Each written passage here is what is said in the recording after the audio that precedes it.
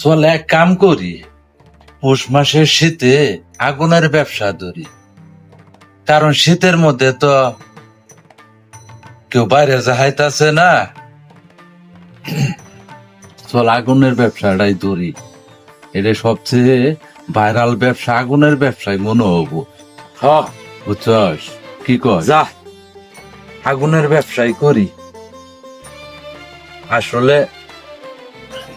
এই জারের মধ্যে এটা হলো ভাইরাল ব্যবসা। চল তাই ভাই বিয়ে করে আলাপ করতাছি। কি কর? যদিন কিছু টেহা পাই, আমরা দুই ভাই মিলে ফেসবুকের দোকান দিম, সবাই আইবো। আমরা জারের ব্যবসা শুরু করছি, ভালাই হোক।